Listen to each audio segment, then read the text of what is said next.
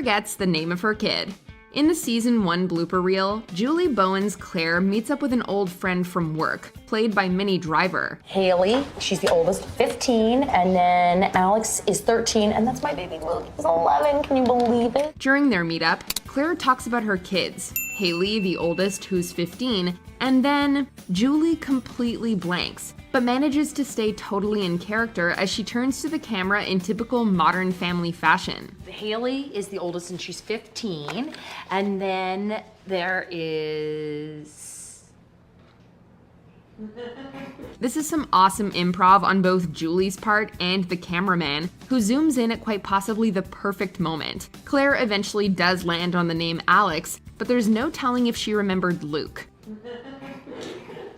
Alex! Number 9. Luke doesn't make it through the glass. I think he wants to go out. Good boy. Smart dog. I hate to break it to you, but I think all dogs can do that. If you're a diehard fan of Modern Family, there's a good chance you remember this iconic scene from way back in season 1. Nolan Gould's character, Luke, runs through a glass pane on his way to play outside. Unfortunately, as it turns out, the poor kid had to do this take more than a few times. We guess it paid off in the end though, because this scene might be one of the funniest in the show. I'm gonna play outside. Ow! Moments before Luke runs out, Phil's father's dog, Scout, pauses and barks in front of the patio glass to indicate that he wants to go out. Phil mentions how smart he is, and Claire replies that she thinks all dogs can do that. Well, maybe all dogs can. Number 8. Ed can't say Wang Fu. Can I put in my 2 cents on fake Christmas? Express Christmas. Let it go, Phil. It's not sticking. We wonder just how many takes this one took. Ed O'Neill makes it look seamless in the actual episode, so this behind-the-scenes footage is definitely a treat. When the family's attempt at spending an early Christmas together goes awry, Jay suggests that they go out to a Chinese restaurant instead. What do you say we cut our losses? Let's go out to a nice Chinese restaurant and have a traditional Jewish Christmas. But I risked my life grocery shopping. Save that story for Wang Fu. Only problem is, he can't say the name of it. Save that story for Fan Chuns. Save that story. What is it? Wing. Save that story for Wing Fu. Save that story for Fu Chu. What is it? Keep that story for Wayne Fun. Honestly, this is pretty fitting for his character in the first place. We probably would have bought it even if he did end up saying Wayne Fun. Number 7. Mnemonic devices. Be in sales and not remember people's names. That's why I like to employ what they call mnemonic devices. Mnemonic? Mnemonic? Hang on. Here's another instance of actors struggling to get through a scene. Hey, it's a lot of talking, we get it. In this bit, Phil is explaining how he uses mnemonic devices to remember the names of his clients. You can't be in sales and not remember people's names. That's why I like to employ mnemonic devices. However, the line is written mnemonic, and this mispronunciation makes both Ty Burrell and Julie catch a pretty bad case of the giggles. Well, you can't be in sales and forget people's names. That's why I like to employ what they call mnemonic devices, which are little... This means a lot of retakes. Well, you can't be in sales and not remember people's names. That's why... In their defense, this is a pretty great joke to get through, especially with the punchline at the end. The other day I met this guy named Carl. Now, I might forget that name, but he was wearing a Grateful Dead t-shirt. What's a band like the Grateful Dead? Fish. Where do fish live? The ocean. What else lives in the ocean? Coral. Hello, Carl. Phil would remember how the word is pronounced. I think it's mnemonic. I think I'd remember. We'll take his word for it. Number 6, the haircut scene. You didn't do one thing wrong. You do everything wrong. Here's another case of the giggles, this time striking Sofia Vergara. This scene is absolutely hilarious, and Sofia seems to think so too, because she can't get through her lines without laughing. You do everything wrong. No, that's all right. Laughter, of course, is contagious, and both Ty and a crew member can be heard laughing too. Gloria gives Phil a haircut, and as with most hair appointments, Phil gets to talk about what's on his mind. We don't forget. We wait. That is so good. He explains that he had a fight with Claire, and Gloria has some theories about why she might be mad. It's such a hilarious and well-executed scene that we have to wonder how they got through it at all. The reason Sophia has difficulty focusing is because of my stupid face.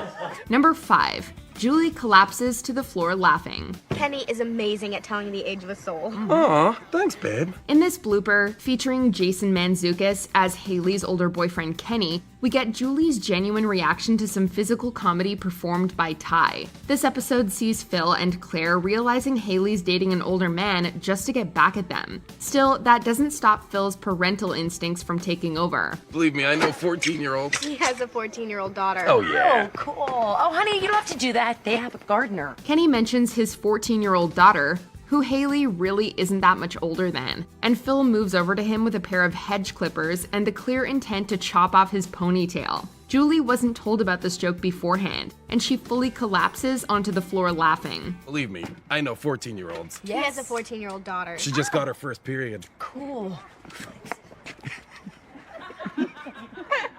I'm so sorry.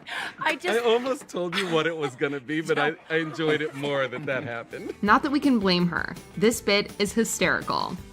Number 4. Nick Snacks. Claire, in case you want to add something, I put the box of dresses outside, and this is the box of knickerknackers. If there's a language you're not entirely fluent in, you'll feel Gloria and Sophia's pain on this one. With English not being her first language, Sophia speaks incredibly well. But of course, there are bound to be some slip-ups. So where should I put this box of knickknacks? Wow, you're donating some knickknacks? We're assuming she's supposed to mess up the word knickknacks by saying snickersnackers, but she either misses her own flub or takes some creative liberties. Either way, Julie cannot handle it. She sinks to the table in a fit of laughter, and the camera pans back over to Sophia, who looks pretty proud of herself. So where should I put this box of knickerknackers?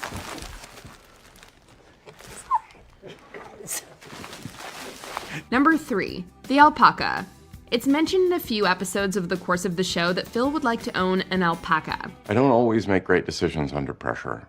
What the hell is that? An alpaca, I got the last one. Meet Jolene 2, the second alpaca Phil manages to acquire. This was a huge mistake. I am jammed in the back seat with a hairy Peruvian biter. It's Spring Break 92 all over again. In this blooper, Jolene is in the backseat with Eric Stone Street, and it's a good thing they laid a tarp down, because she has a little accident in the middle of their take. Animals on set are always fun, and Eric is certainly quite the trooper. She's peeing. She's peeing, Ty. That's amazing. Phil. He goes with it and calls Ty by his character's name, probably in the hopes of getting some usable footage. Honestly, we're not sure why this didn't make the cut. Maybe both the spitting and the peeing were just too many bodily functions for one scene. Number 2. Aubrey's platter of cupcakes. Modern Family is notorious for its characters trying to hide things from one another, and this episode is no exception. What's going on? Oh, nothing. She just wants one of these cupcakes. But I already have. Oh, there you go, honey. Okay, off you go. Mangle, mangle! It turns out that this one is on Mitchell, who told Lily her mom was a princess. He and Cam agreed they would tell her about her mom together when the time was right, so Mitch spends the Halloween party trying to keep Cam from finding out, and he gets pretty innovative with his methods. There's a moment where he shoves a cupcake in Lily's mouth to keep her from spilling the beans. No, well, you want another one, don't you? There you go. No, you want another one, though, don't you, honey? There you go. Okay, there you go. All right. Apparently, they had to redo the scene enough times for little Aubrey Anderson Emmons to ask Jesse Tyler Ferguson to do it gently this time. What's going on? Oh, nothing. She just wants one of these cupcakes. But do it gently. But I already had a cupcake. Princesses should be treated like royalty after all. Before we unveil our number 1 pick, here are some honorable mentions. Nolan, also known as Dumbledore, breaks. Why don't you think you deserve happiness? That's the mystery I'm interested in solving today. Why don't you think you deserve happiness? That's the mystery I'm interested in solving today. Sophia's garbled lines, and there are many. I wasn't sorry. It was a setup. We're throwing him a big surprise birthday party. I wasn't sorry. It was a setup. We're giving me. I wasn't sorry. It was a setup. We're giving gaming. Names are confusing. You sure, Manny? Positive. I'll walk home. You sure, Rico? Manny. Who's Rico? Before we continue, be sure to subscribe to our channel and ring the bell to get notified about our latest videos. You have the option to be notified for occasional videos or all of them. If you're on your phone, make sure you go into your settings and switch on notifications. Number 1. Loco lines. I am sure the reason why Mom and I grew apart is that she never stopped treating me like a child. Plus, she was loco for Loco Pops. We're sure that Sophia steals the show no matter where she goes, and this blooper is only one example. The line is, plus she was loco for Loco Puffs, which is funny in itself, but is made even funnier when Sophia can't get the words out. Plus, she was loco like Polo. Just another perk of being bilingual. A few lines later, though, Haley pitches a would you rather prompt where one of the options revolves around sleeping with Joe Manganiello, Sophia's husband. Would you rather marry George Clooney or have the best sex of your life for just one night with Joe Manganiello? Joe Manganiello. Sophia leaps over the table and grabs Sarah Hyland's hair, yelling something we're not sure we can repeat here. Of course, it's all in good fun, and it was definitely worth it for the blooper reel. Do you agree with our picks? Check out this other recent clip from Ms. Mojo and be sure to subscribe and ring the bell to be notified about our latest videos.